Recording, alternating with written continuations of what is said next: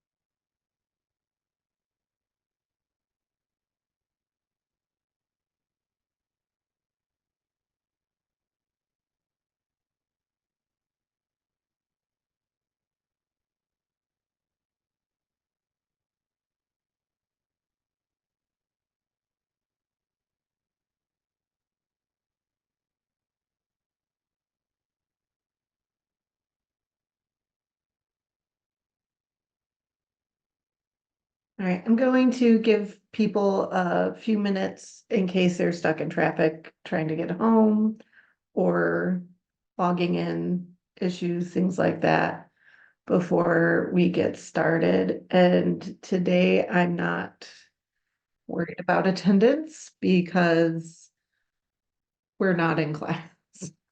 So, and sometimes with digital classes, there's always connectivity issues and things like that. So, um, this is just done because my car decided that now was a good time to act up instead of earlier during, break, which would have been better. Um, kind of. I mean, it sucks either way, but yeah. Luckily, it'll be done tomorrow, so I don't have to get a rental. That's exciting.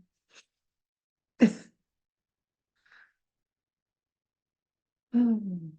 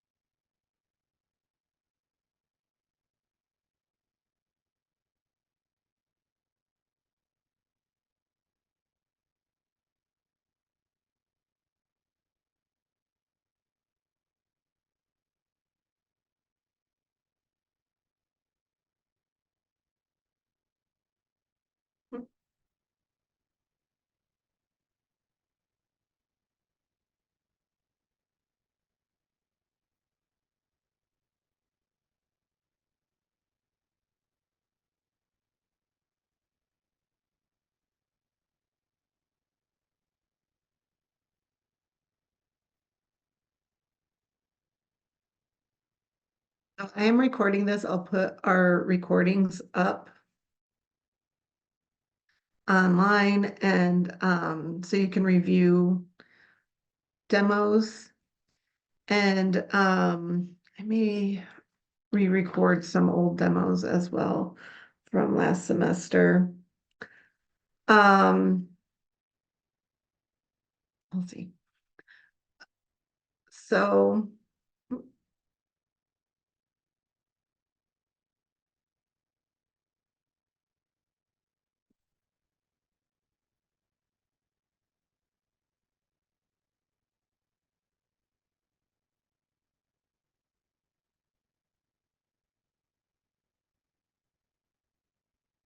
down where we left off.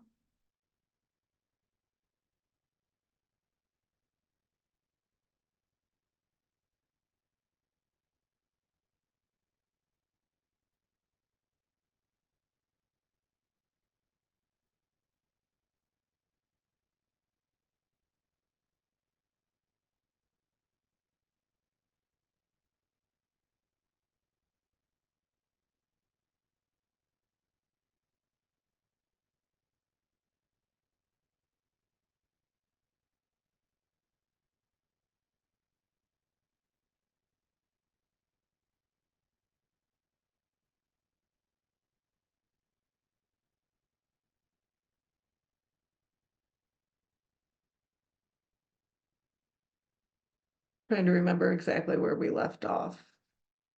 I think I need to explain blob brush. Bit better? No. I'll just review it in case. Going over how to add color and making swatches. And then we'll talk about the paper doll project. So you can all get started on that. On Tuesday, when we're back in class, I'll come around and can I see where you're at with ideation on your paper dolls? Like, what are you thinking about? Same with your theme. Um, if so, after demoing and things like that, if I finish early, you're welcome to leave. But I'll keep Zoom up in case you want to pop back in and ask any questions or something like that. If you're having a hard, like, difficult time on Illustrator or something at home, you can pop back in and I'll be here.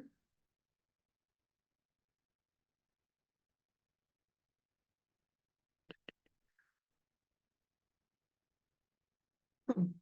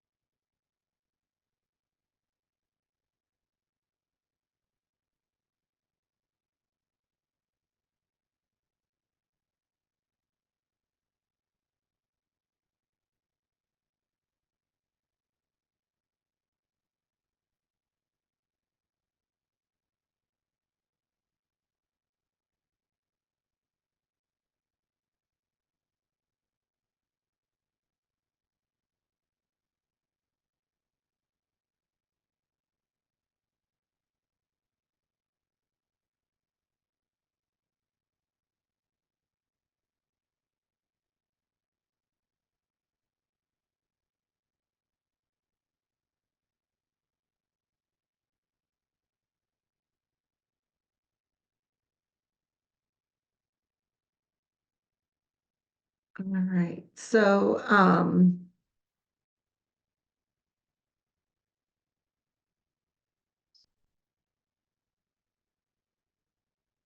you can just submit it through the assignments through Canvas and leave a comment reminding me of, hey, we had a conversation. I know Illustrator, that that works. So that will And that way, when I go to grade, it's right there and I'm less likely to miss it. So, all right. Okay. Um, so let's,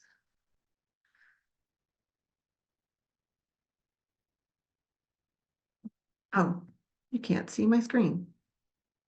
You can just see my face. Here we go. So with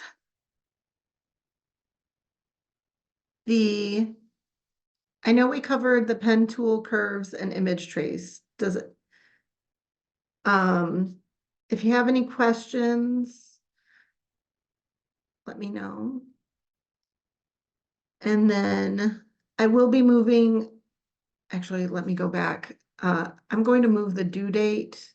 Just, I know today was originally for today. I'm just going to move it in case people are having a hard time and need in-class help to the following Tuesday. So, all right, Canvas. There you go.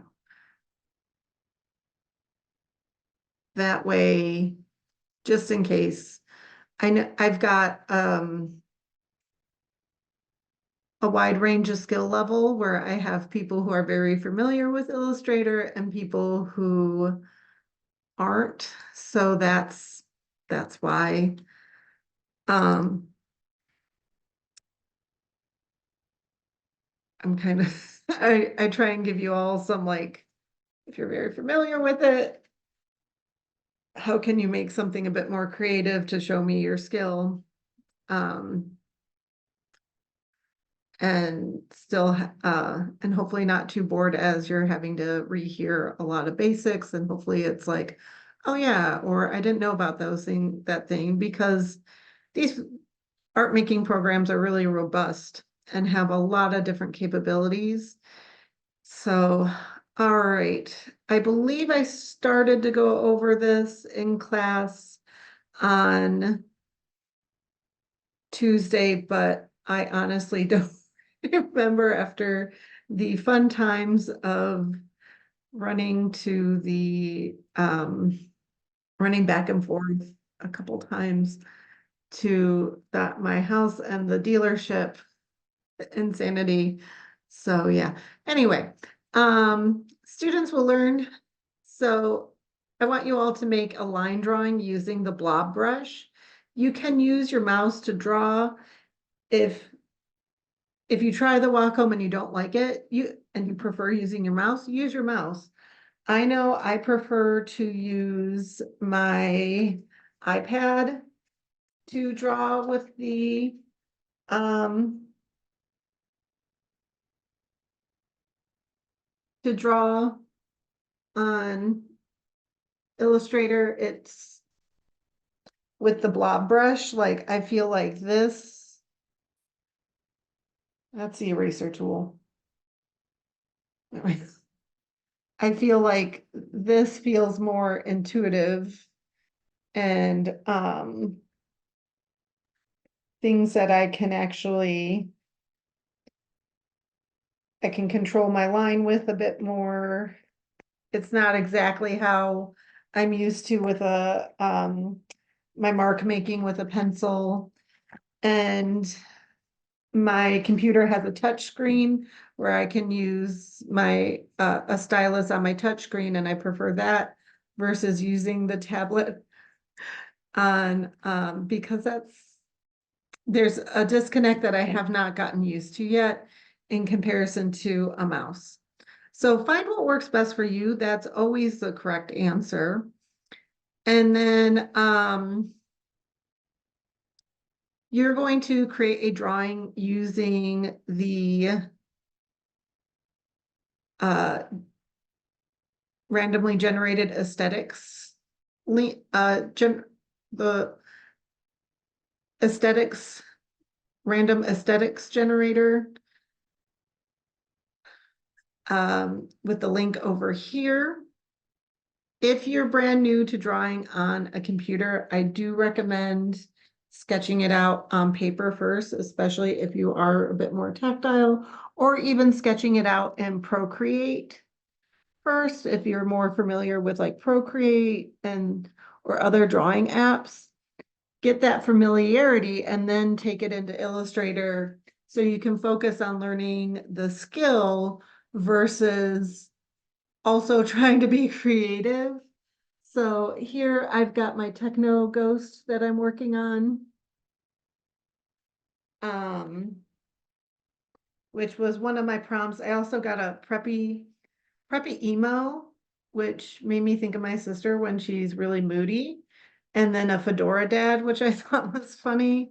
So you can just click on here. Oh, here's the fedora dad, gay dad, grandpa spirit, nebula denier, uh, death retro. What? Well, of course, death is retro. It's dead. uh, hetero gremlin. Oh, is that just an incel? Communist bug. Sloth. Um, I cannot read that word. Abomination. There we go. There we go. Words. So, 20s brony.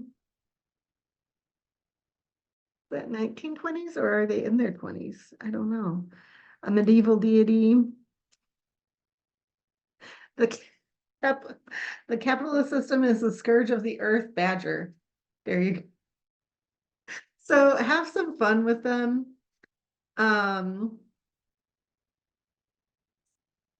find one that strikes your fancy and you're like, ooh, I got ideas. So if you've never used a Wacom, we've got a couple links here to setting it up and drawing with it. They need drivers to do that.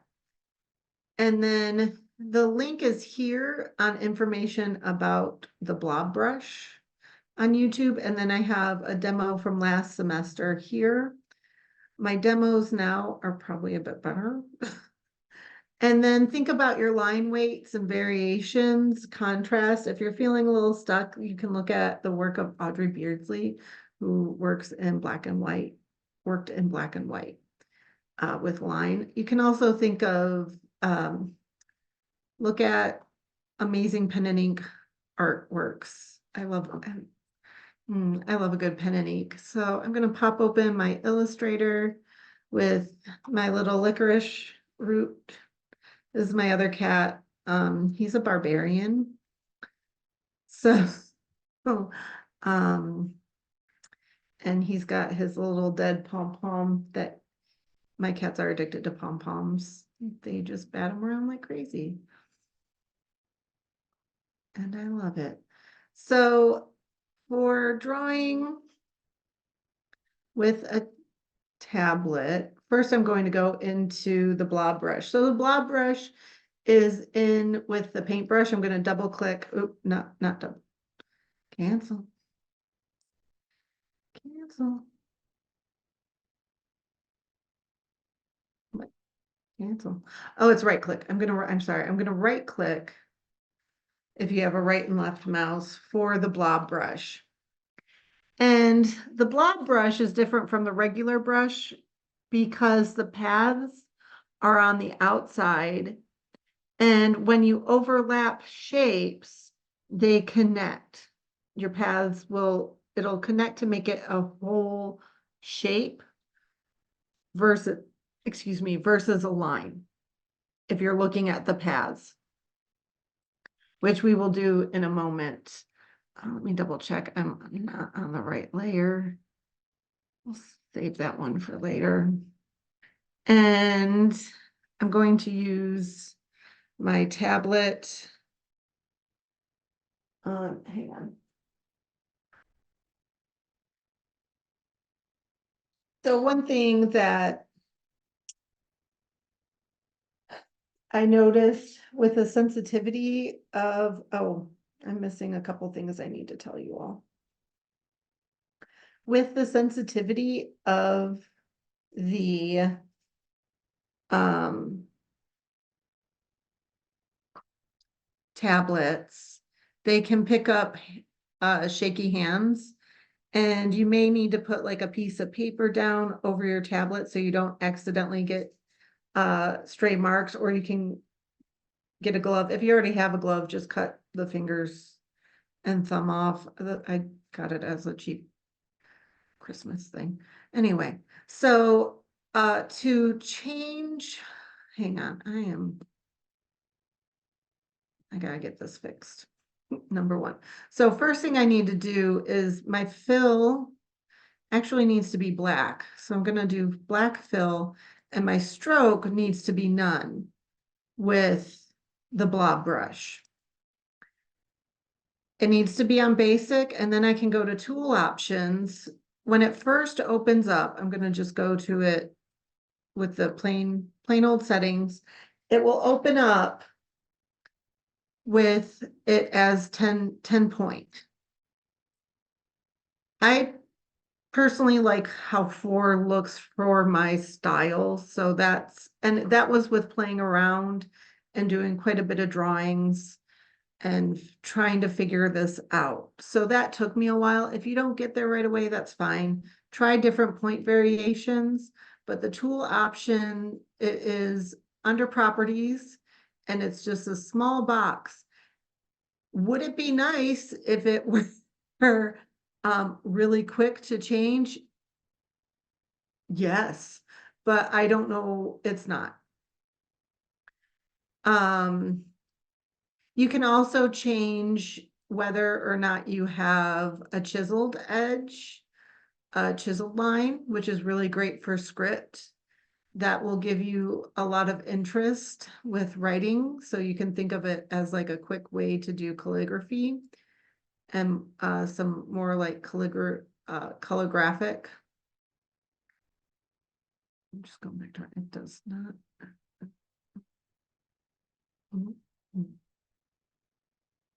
I'll just type in 0.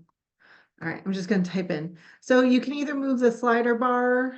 I find that I overslide all the time, so I'll just type in when I know. To change pressure, you can do, that will be here.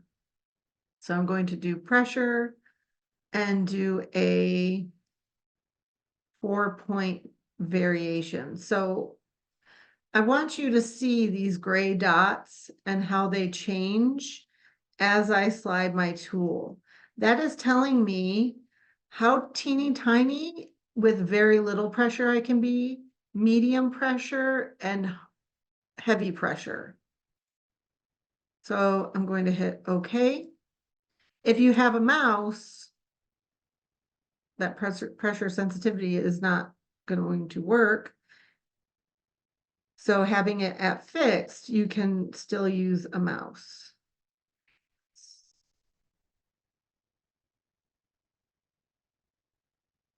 So right now I'm using my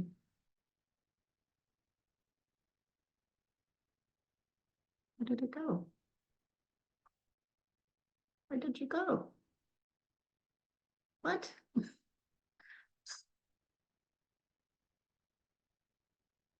Oh, I had that locked. Never. That's why. All right. It was telling me that too. Oh, never mind. You can use your mouse still. I just had it locked and missed that. So, all right, let's try this again. So I don't know about you, but I have a hard time talking while doing contour. And because this, oh no, feels like contour line to me.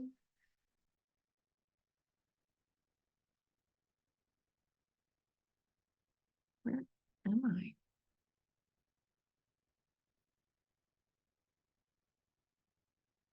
Oh my gosh. I also have smoothing on, more active on here than I do on my iPad to help. So I've got some, I'm gonna have some whack lines here. All right. I can also use the screen, which I find I have more comfortable and control over. Now I'm using the screen and I feel like I am personally way more comfortable drawing. I'm also getting used to the amount of pressure on what they mean by low and high pressure. So what happens if I make a mistake? We can fix that after. So I'm going to do that. So I don't like that eye. I can either undo and then I can go to, so let's look at this is from my previous day, so they are separate. These here all connect. These here connect to make one form. This is what we need for, this is what we want for the laser cutter. With the laser cutter in the past, I noticed sometimes when the path was in the middle of the stroke, it cut through that stroke. So the blob brush prevents that. And we can fix our lines by using our curvature pen tool. It will show us all of our anchor points. Look at those. The downside with the blob brush, it makes a lot of anchor points. And sometimes you don't need that many anchor points. And sometimes but you can go back in. So I don't want this wrinkly butt, this wavy butt here. So I can go in and move my anchor points. I can delete extra anchor points. Like I have this one here. I just hit the backspace or delete button. This I can delete and see how it's starting to straighten it out. And then this overlapping here, we're going to pull this line and pull this line to create a smooth connection. So this is why I love the curvature pen tool. Because I can go in my brain, I falsely believe that digital art needs to be very crisp and clean. It doesn't. You can have texture and things like that. It's all, especially if that's what you want.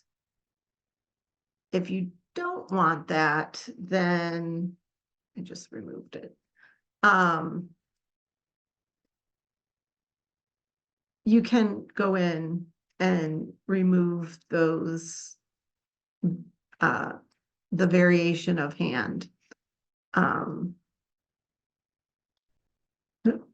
So if I remove too many, I can add one back in by just clicking on my path.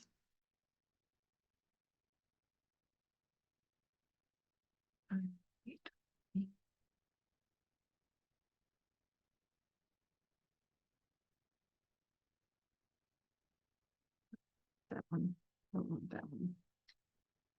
All right. So, okay, undo. This I would like to do a quick fix.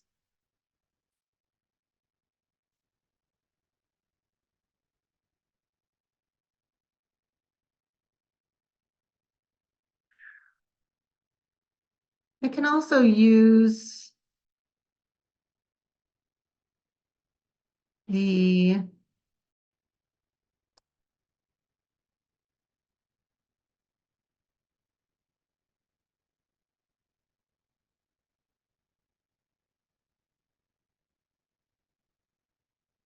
When I want rounder edges, I'll get rid of the uh points with a dot in them.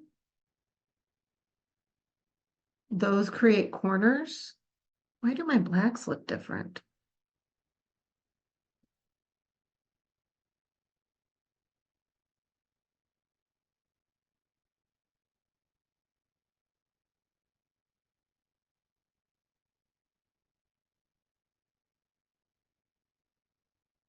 Because that's not black. Why wasn't that black? Sorry. Um, eyedropper. So if we need to fix the color, we can just use eyedropper tool.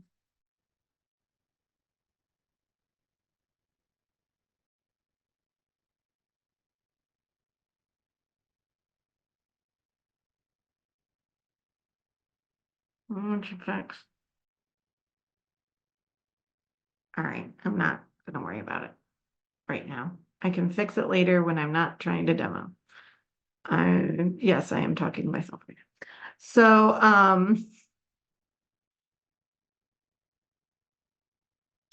click over to the blob brush real quick again.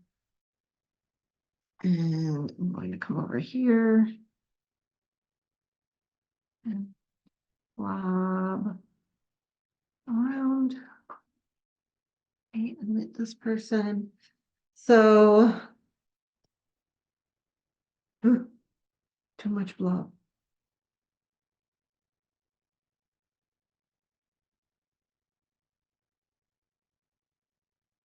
So I personally do like to go back in and fix things, just that's what I find works for me. And my style with, well, it just kind of depends. I can also create more line variation and maybe a bit more controlled variation. Like I said, I'm still figuring out the how sensitive the pressure is. I don't like that one. So I just clicked on it and I hit backspace twice. That one I'd have to do more. The eraser tool is the blob brush. So I'm going to erase it here. No, I'm not. Okay, this is one of those times that the eraser tool is like, no, you're not going to do it. So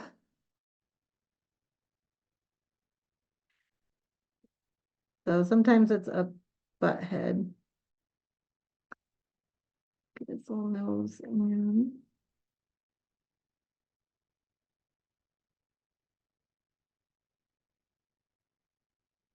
Hmm.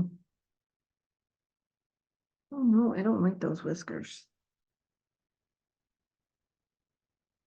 I'll go in and I want to fix those whiskers. I'll do the little wrinkle in his nose because he's raging. All right. There's a lot I actually would want to fix. I'm not going to do that.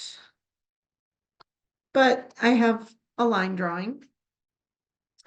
And then in the next assignment, you're going to take, so you'll turn in your line drawing as is, and then make sure you save it as either a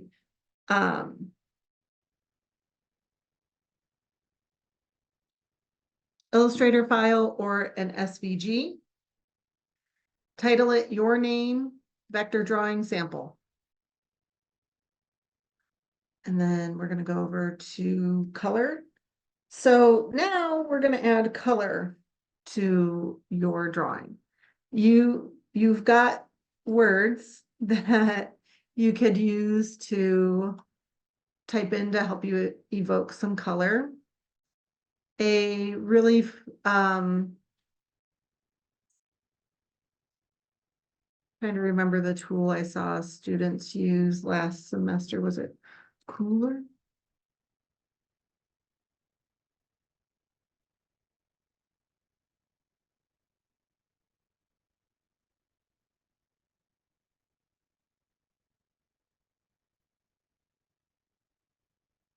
No, I don't remember.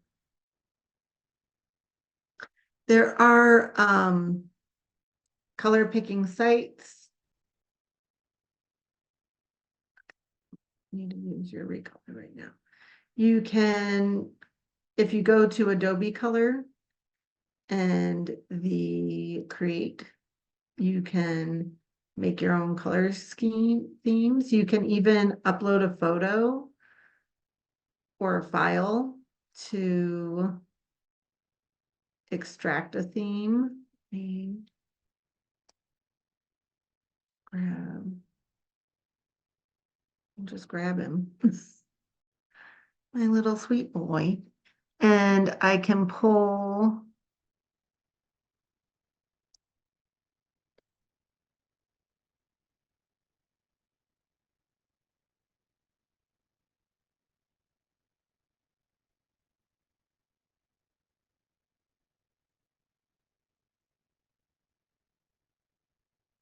I don't like the yellow they're picking there. I'm gonna go back to this yellow. That's too light. I had it. It's gone. There we go.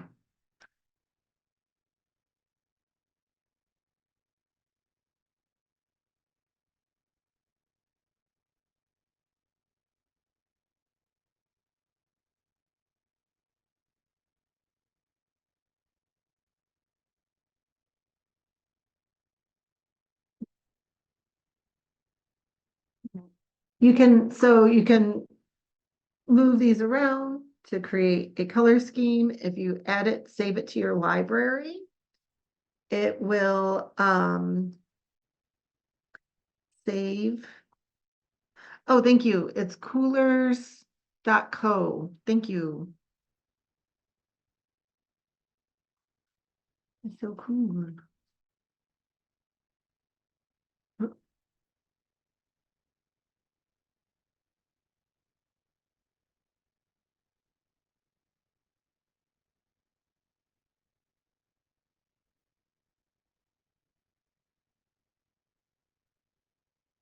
So you can go here and do palette generators. Just, you can get a random one.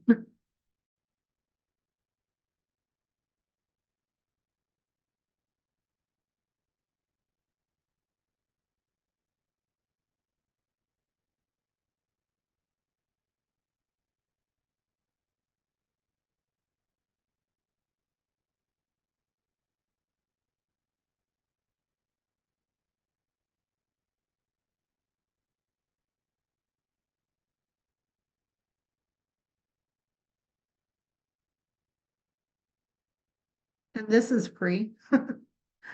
It looks like they have a pro version as well. You can also upload a photo and extract. There are a lot of website options for that, or quite a few different. And there's a bunch of different. All right.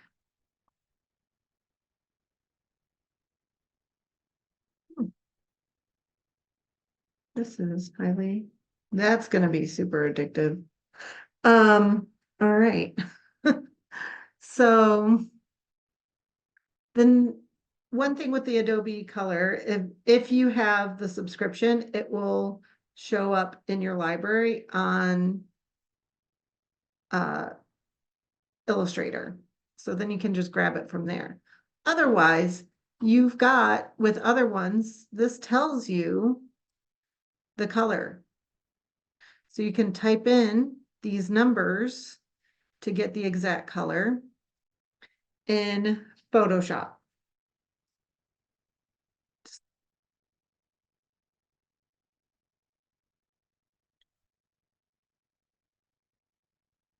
Yeah, you can copy it and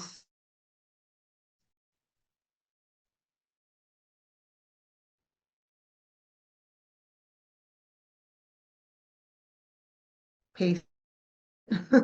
So making colors, sorry, making color swatches. So if I open up my library, here's, nope, here it is. This was the one that I picked for inside of him. Although I don't know if I'd use the black. Anyway, I'm gonna overthink these things. As we do as artists, right? We love to overthink.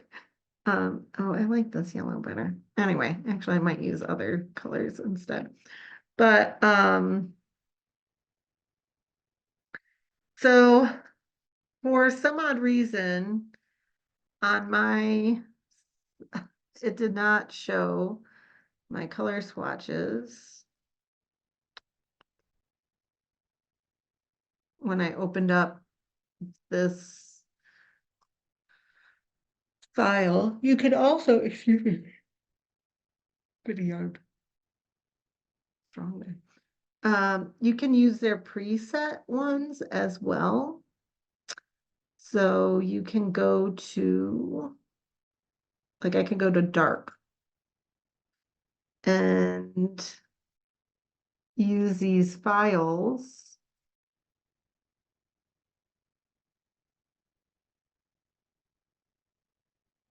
in my artwork. So yeah, I double clicked it, it popped up in here.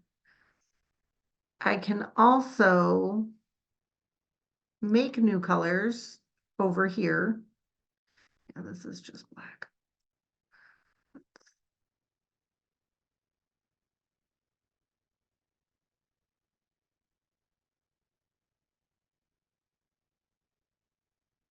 Oh, that's why I have it on CYMK. Not RPG.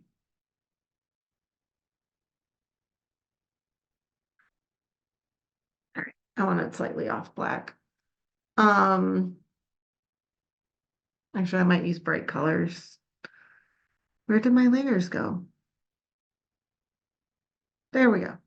So I'm going to lock my line drawing. Now I need to move my line drawing to the top. So to move your layers, you just do that. What I'm going to do is file open, and I'm actually just going to grab the picture of my cat. Whoop. And that opened in a separate page. I did not want it in a separate. All right.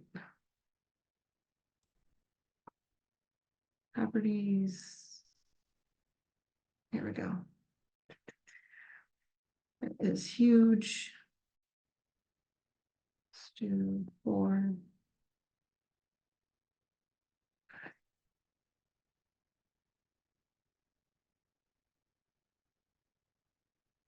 Four by 6. That is off. Oh, that was the wrong ratio. Oh, I see why. So it was the wrong ratio because I've had this unlinked. This keeps it in proportion. So, all right, so I'm going to Command C or Control C, Command or Control V. Set. And then should have put this on a different layer. It's fine. I'm just gonna tuck him over here and show you all how to use the eyedropper as well. All right.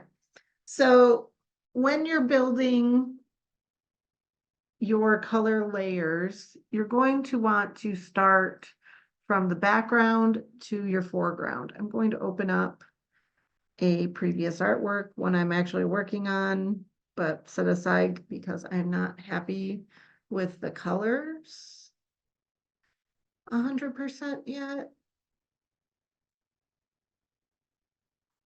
I like the purple and I'm not sure. I don't know. I don't like the red. I think that's what's throwing me off. This is cardboard. This is a tin can. This I need to finish making it look like metal. Here are all my layers. Um, so, and I even have images. Let me.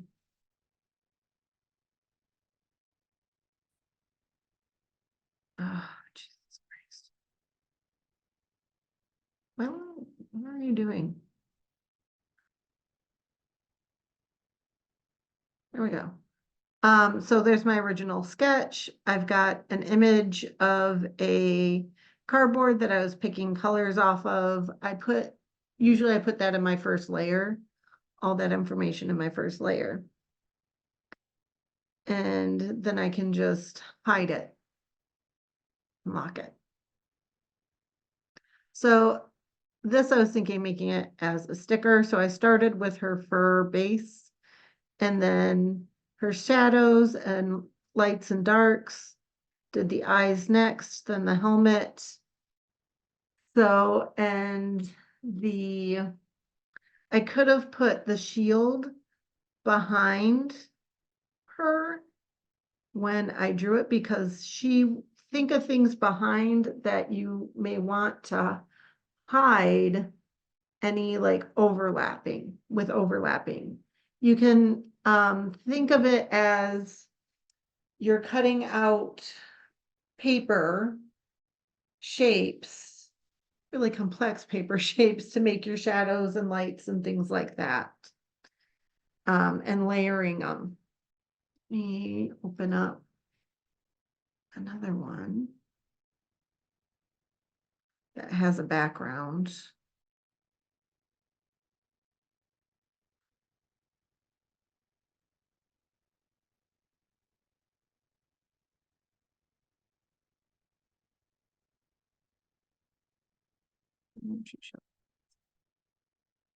That's why. I need to go to my files. All right. Oh, here we go. I'm working on. Oh, wait. There are. Okay. Open up the possum.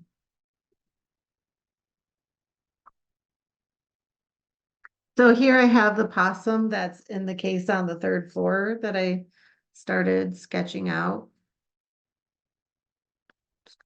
Let me zoom out.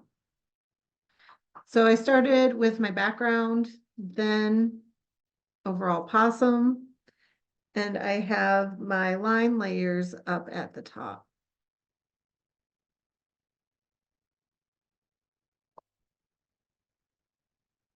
So I need to show you all how to do a gradient. Gradients are fun. So let's say you want to make a background. What you'll need to do is make a shape behind on beneath everything.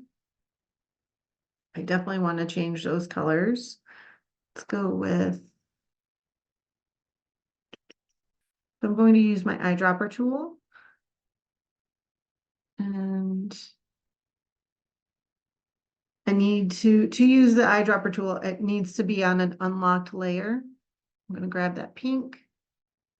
I'll make it a bit darker. This one over here. There we go. This pink, and go to, I can also, oh, I totally forgot I had the colors. Color here. And then I'm going to go to the gradient tool. There we go. And drag this color here. I want to change this color. And I can do that. I'm actually going to use my eyedropper tool. Again, nab a blue.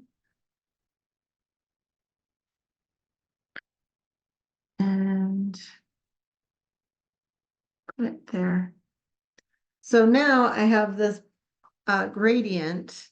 If I don't like it in that angle, I would prefer it -60. I think I can also, maybe I want it a radial gradient. And you can change your radius. You can also, where is it? Edit gradient. Here we go. Edit gradient. This is what I was looking for. You can pull, come here, you. Oh no. Oh no. No. You can pull out your line or your circle. Um,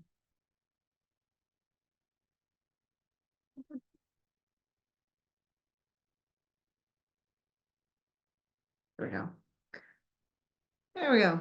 I can also change the rate of gradation with this here. How far, how quickly will it gradate? So then I can create a bit more of a vignette.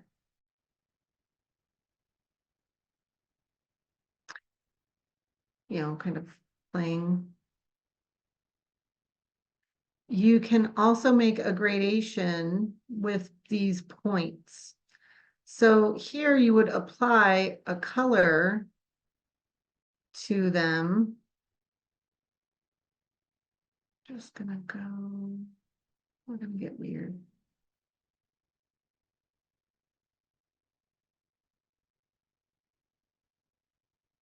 See how ugly, ooh, not my color choices. And you can move these around. Actually, now that's kind of interesting. So there's some really fun things you can do with gradients where you can play around and get some interesting gradients. You can put gradients within shapes as well. So I'm just going to pop you over here right now. I'm going to, nope, you're in my way. I'm going to add a new layer. It is down here in the bottom.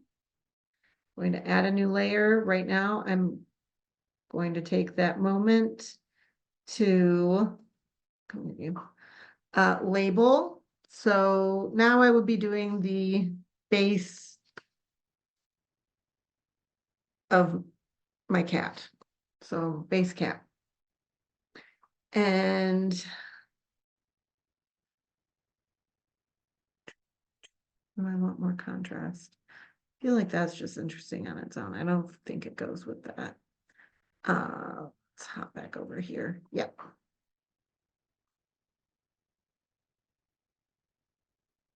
And then I want to make this a bit bigger again.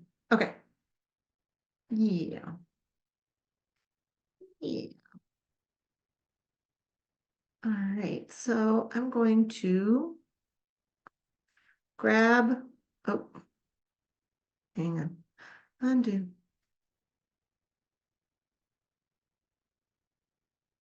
Going to lock that layer and I need to label it.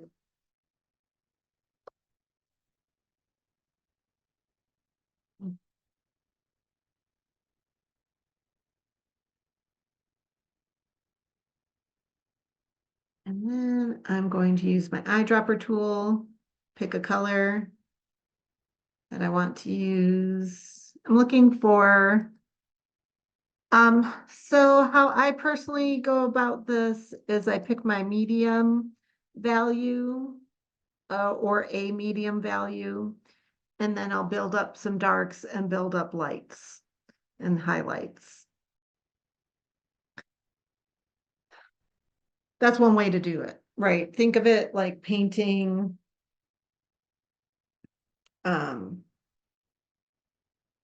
with acrylic.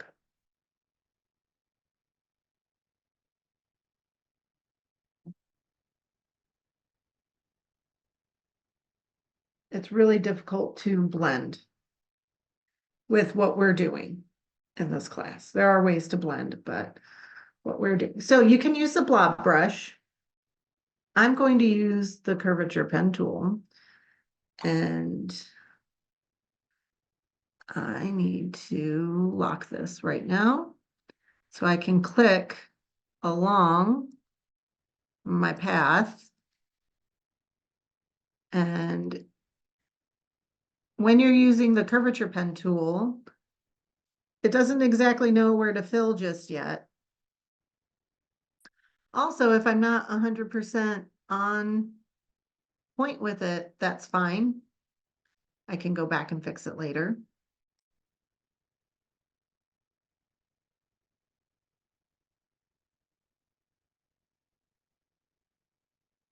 This is black or not. This is not black because it is very similar to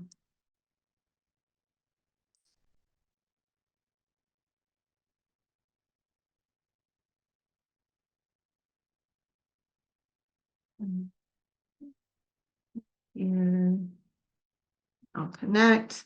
So now I have my base color in, and then I can go in and fine tune these shapes. Your shadow shapes, your highlight shapes. You can also use the blob brush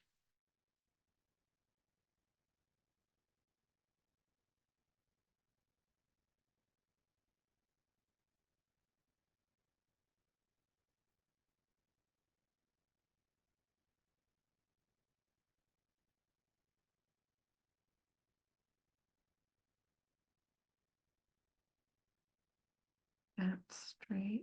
There we go. I need to zoom in. Oh, wrong way. So you can zoom in and get really close to see where your path is interacting with your blob brush line work.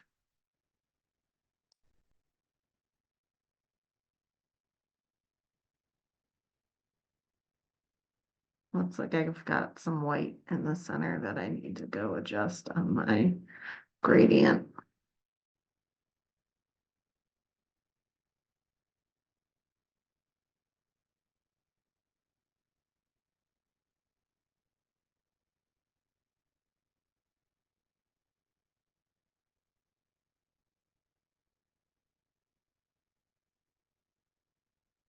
So you can take your time with this.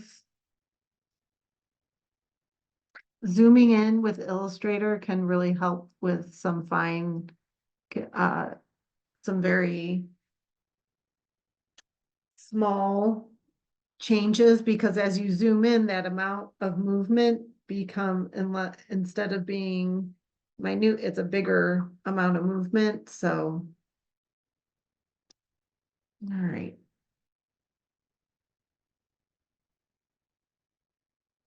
Here, much easier to fix now that that line is much larger because I've zoomed in.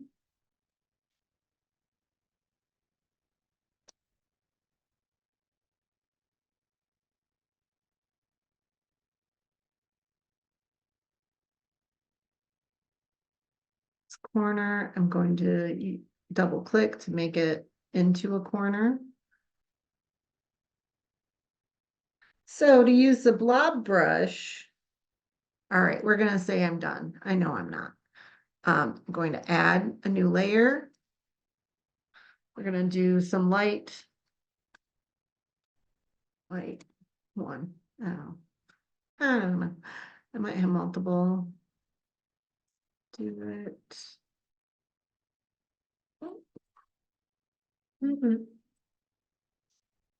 Do the lightness around his little baby face.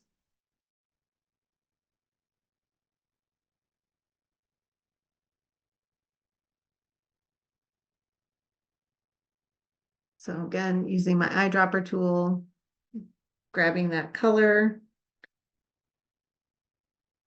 And now I'm going to go to the blob brush. And right now I'm just using my mouse. I can draw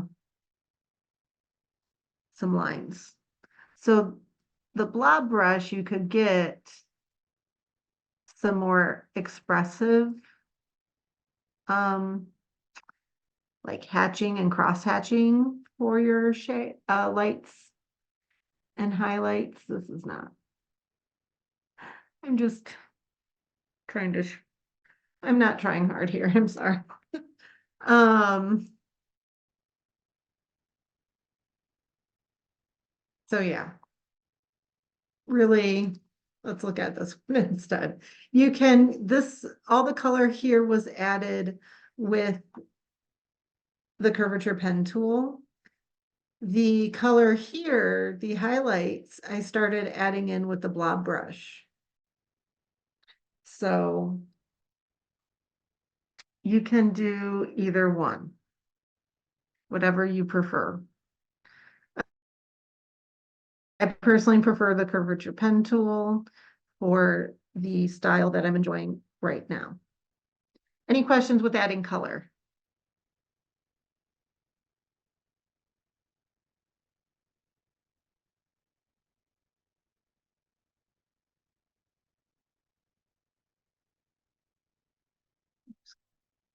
Um,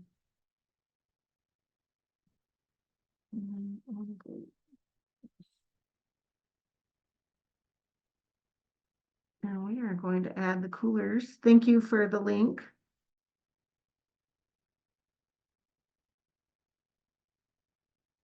Uh-oh, wrong one. Yeah, don't worry about that. That's that's from an old class. I just didn't want to, I'm in the teacher view. So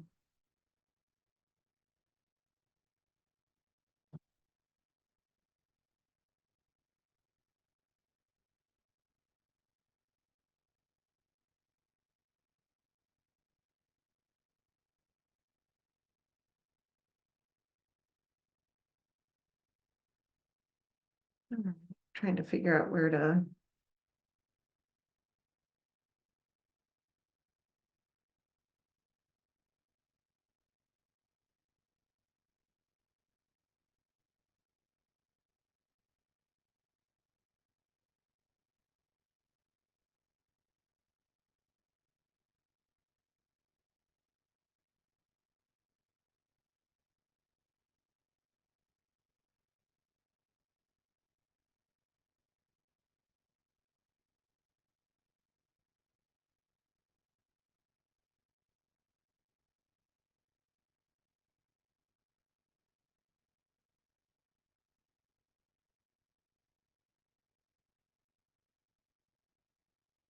I have to change a due date.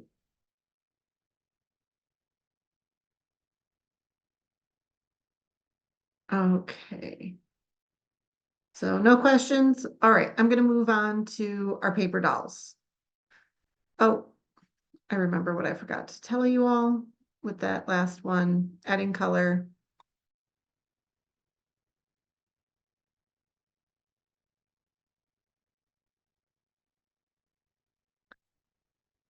Um, you can take a screenshot with your source image for your color. If you picked other colors, that's fine.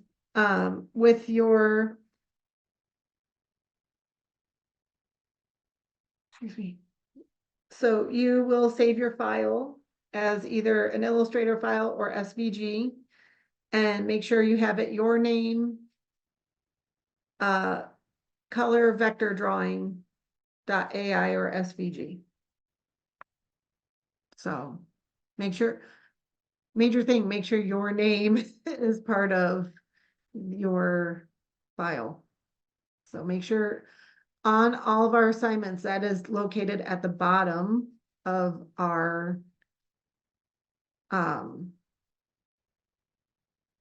instruction text box.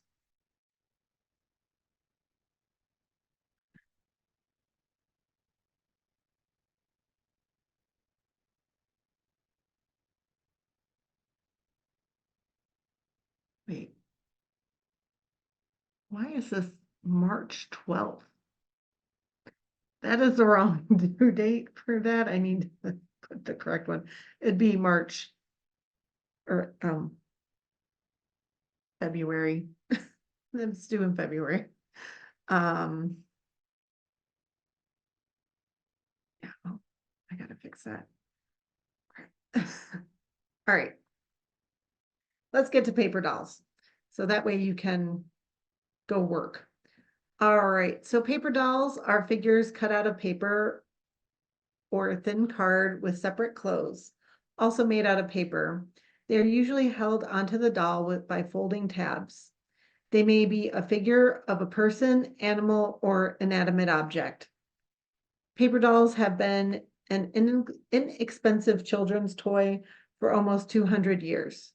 Historically, paper dolls have been widely available toy used to model children's behavior. In this way, they have reinforced gender stereotypes and roles, been used as propaganda and marketing tools, recruitment tools, and a way to perpetuate racism. In this assignment, I would like you to consider if a paper doll were a time capsule of prevailing social norms and morals, then what does the current paper doll have to say about our contemporary culture? I want you to focus on your theme. I forgot to edit this version. Okay.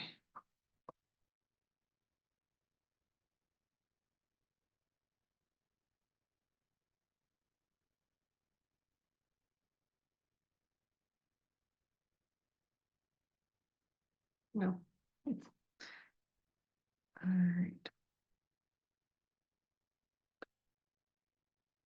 So for this project, you will use a vector-based program like Illustrator. You could use Inkscape or any other version, vector program of your choice to create your paper doll, complete with 3 outfits and 3 accessories.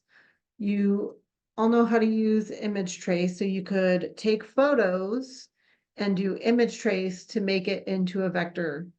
You could hand draw and use image trace to turn it into a vector. So if you're feeling very frustrated with trying to draw in Illustrator, there are some other options on how you could cheat the system, kind of. But it does really help if you just give yourself some time to try and dive in and embrace it. It is a very well-used program in design and illustration and for graphics and all of that marketing. So if you get a handle on it, or at least, you're trying to get a handle on it, that's really great. Make sure your art boards are sized at 8.5 inches by 11 inches. So that's a regular letter size piece of paper. So that way, when you print them, if you won't need to expand and contract your vector. If you use a regular brush in it, sometime I had a student who used a regular brush and some effects. The effects did not want to, and the brushes did not want to look the same when they went to decrease it. And then we had to print it, tell the printer to print it at the regular size, and it worked out. But anyway, still. Your yeah. Your paper doll must have tabs and a way to stand. I will on Tuesday just go through how to make paper stand. Some options that you can do to help build a thing where people can cut out and make it stand. All right. If if you wanted to use magnets or vinyl, like uh, like window vinyl, the window vinyl that sticks, then you don't necessarily need it to stand. If you have a reason where you may not want it to stand because it goes with your theme or something like that, it needs to be approved by me. So we're gonna have a discussion about your ideas, and I'll ask you well, how is it gonna stand, or, and things like that. Your doll may be, uh, animal, vegetable, mineral, and beyond. The doll may reflect the past, present, or future. It cannot be somebody else's intellectual property. So I know I have somebody in class who is using media as their inspiration, but I've already seen they've changed it enough to become their own. So that's all I want. So it's like, oh, I can see the original inspiration. It's an homage, but it's also it's their own. It's as if you're in Disney Core or something, right? So um I'll go through the paper doll PDF. There's a podcast about and just doll history in general, and then a video about doll history in general. They're both by the same person. On the podcast, they talk to a professor about Bratz dolls. So you may want to check that out. When you are going to upload your file here for the paper doll. That will need to be, the file will need to be the doll, accessories, and outfit. If you have them as separate files, I need all those separate files. So it would be like your name, paper doll 1, your name, paper doll 2, your name, paper doll 3, however many pages. That's fine. Or you can have many artboards on one file. It needs to be an Illustrator file or SVG. And then and it needs to be titled your name _ paper doll. Any questions yet?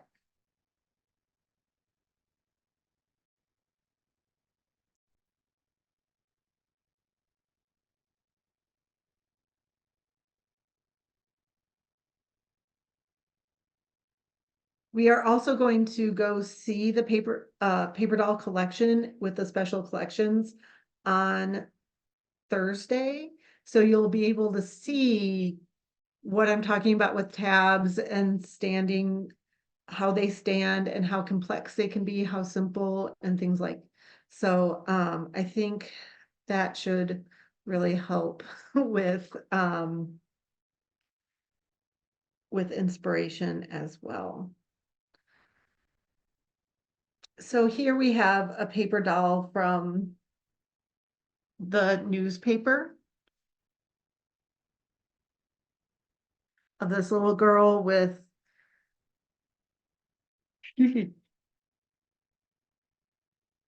appropriate dress, also aspirational dress too.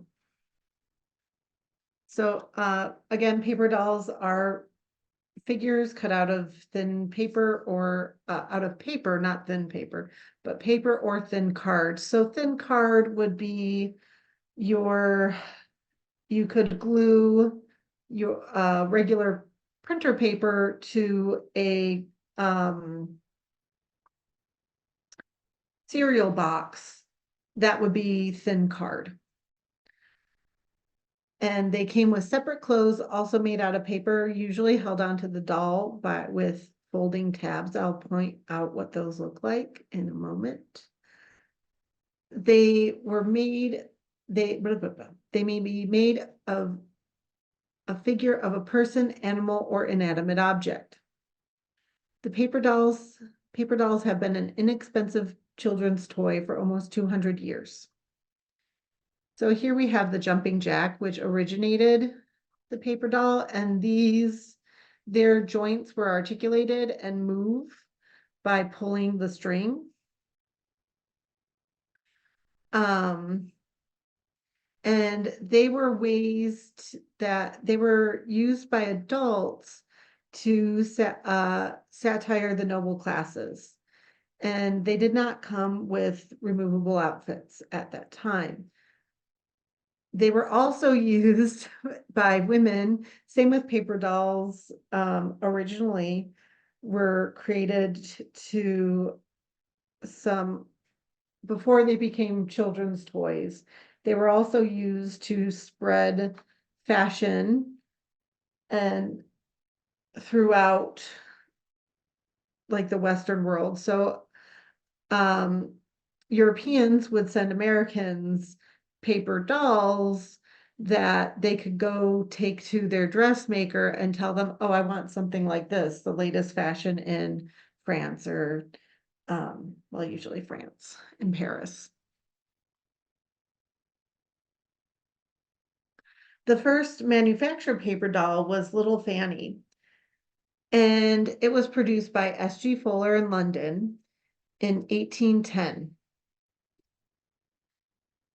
It's called The History of Little Fanny. It was a morality play told in verse about Fanny, a vain, well-to-do girl who threw a tantrum when she wasn't allowed to wear her favorite dress, then sneaks away from home.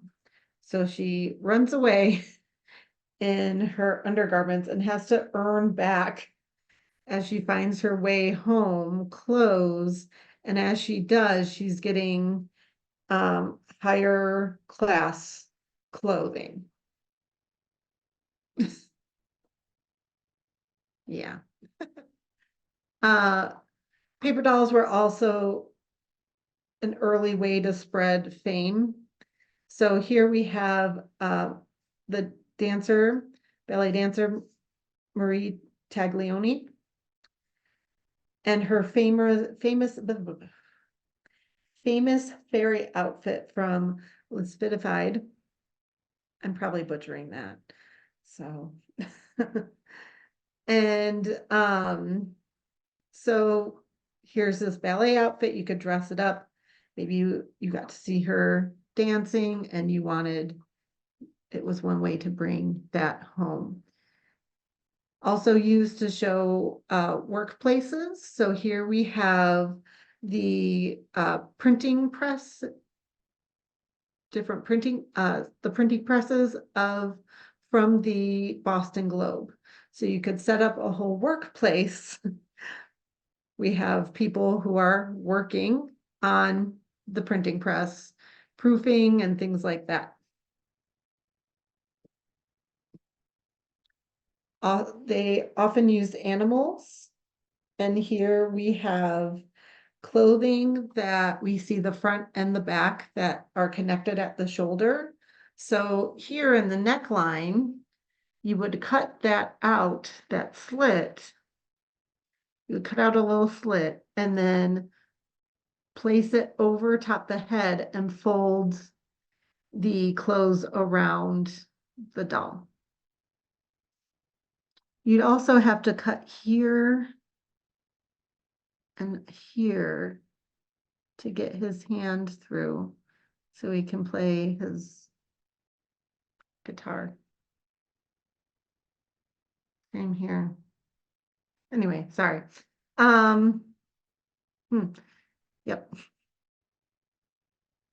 These need a little extra cutting. Sorry, I totally distracted by that. So during the Depression, so 1930, dolls were still affordable by all, and after World War II, paper was not affected by rationing and shortages, so paper dolls were still manufactured.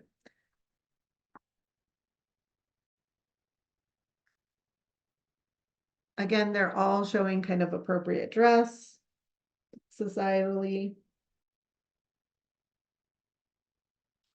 and hair kind of tucked back. Paper dolls were also made by hand. These were also were commonly called catalog dolls and made from discarded department store catalogs like Sears and Roebuck, or Sears, Roebuck and Company, which sold everything. They used to sell houses. So, even when Sears was like going through bankruptcy, we bought you could still get like home elements made by them, like windows. Surprisingly really great windows. Anyway, so like they're still around they were bigger than Amazon at one point. So anyway, children would carefully cut around a model and then find various items of clothing that would best aligned with the illustrated or photographed model's limbs. You could also make clothes out of scraps of material. Maybe you have some scraps of old clothes before that were left over from after they were turned into a quilt, and things like that you could make and add on to make your own garments.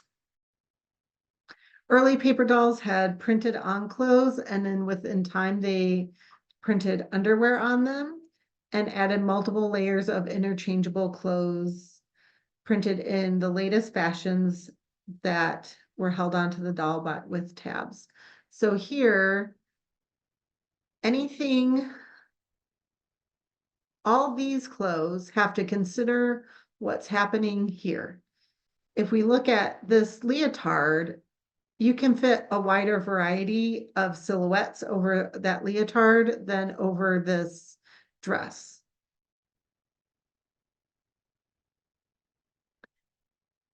So here we have an example of one way to make a paper doll stand. Their legs are attached to this base, and that you would cut into this line here to make a notch. And you would cut out the coordinating color if you wanted. It didn't have to be the coordinating color. And cut into those notches that would interlock to make a U shape, or you could fold it to make like a triangular shape to help hold up your doll.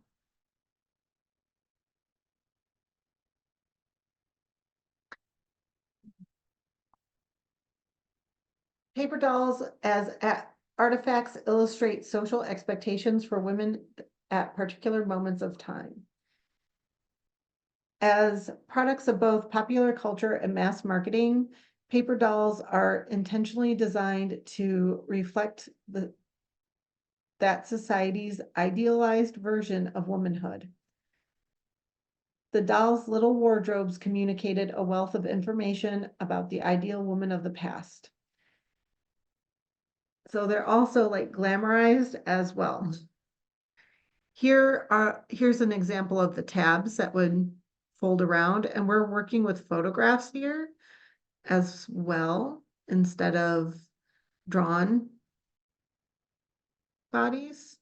This one you can exchange the head. You would cut like a notch in the neck and just slap on a new head. Crazy. It makes me think of the movie Return to Oz. Anyway.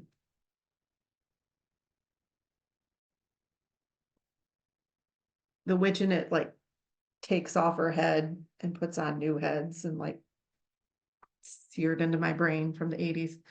Anyway, early 90s. There were also peeks into celebrity life. This was before, like now we have social media that we can peek into celebrity life. So back then you could use paper dolls. So you could dress up as Elizabeth Taylor.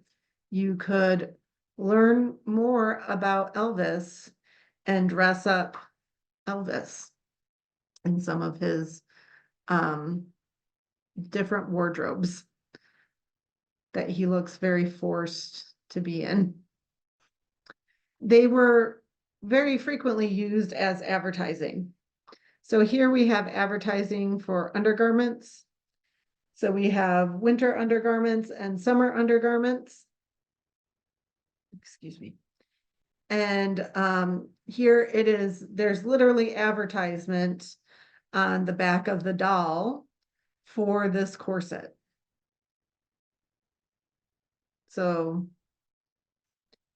you as the older spouse or older woman who's wearing the corset can get that advertisement, and then you can, when you're done with it, you can give it to your kid. So you could take her in to the store and be, hey, I want a duplex corset. This was continued through the 20th century, where here we have this really great, all these really great 70s fashions for the paper doll. These are the tabs that would fold over and around.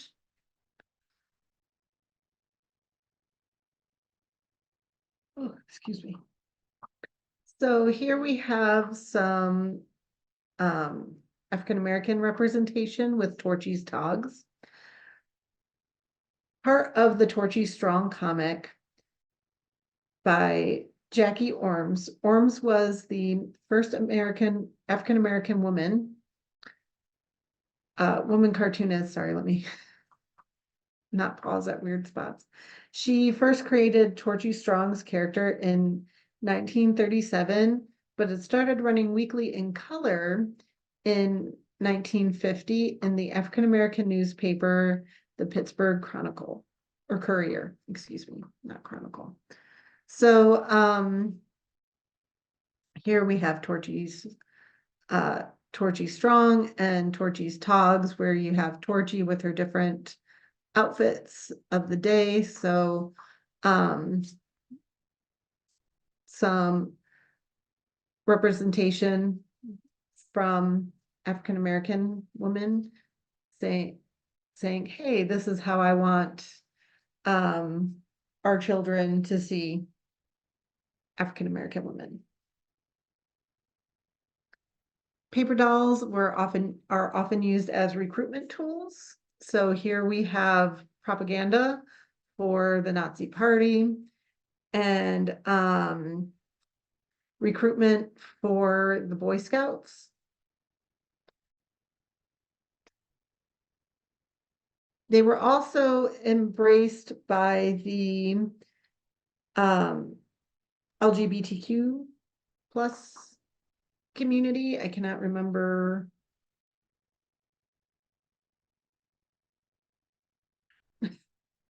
I know I'm missing some letters in there right now. Anyway, the everybody, non-cis people. Anyway, and heteronormative people. So yeah, the conformity represented by paper dolls was easy to subvert because it was so easy to ignore. The virtue of simple toys is that it's simple to use them in any way you please. The paper doll came with a lot of outfits, often 8 to 10 per figure. And if you wanted more, you could just draw them and cut them yourself, or cut them out of any old catalogs.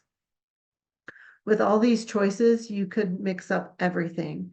You could pair a gown with a bandana. You could pair a nursing outfit with dungarees. In this way, your paper dolls were kind of a Lego kit, a modular toy with infinite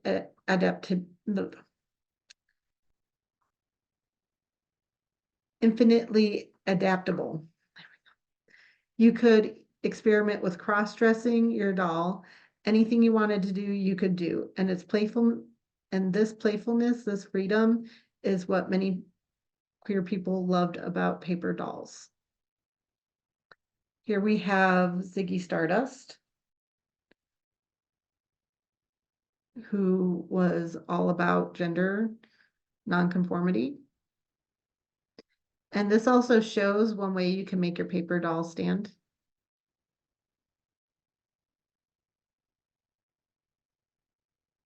And it has that stand right here. It would cut there. Here we have Divine, who was a drag queen from the 70s to 90s, 60s, 70s, 90s. Not exactly sure when she started. To look that up again. But they worked very closely with Jonathan Waters in his early films. But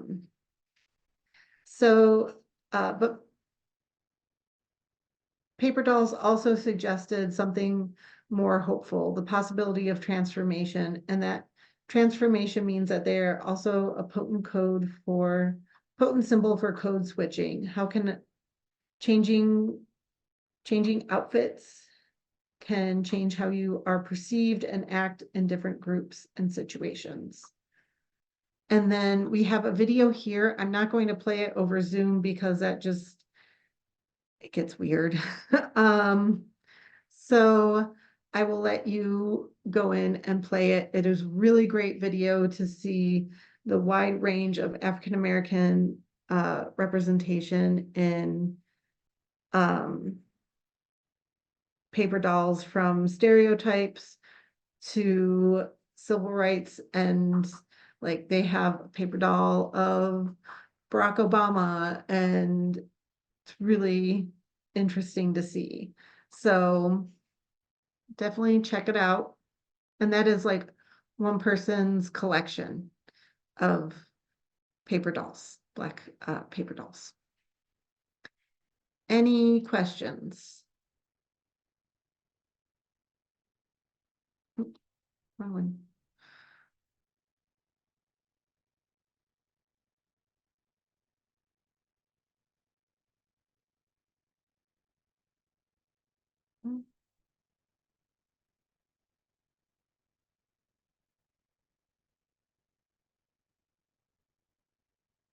All right. Thank you all for staying. You are free to go. I'm going to stay online if you have any questions, but the rest of the day is just a work day. So however you need to get that work done, you can do. Looks like I lost some people. That's fine. I'm happy to review any of this on Tuesday when we get back in class. So, yeah, but you're free to leave. You don't need to stick around.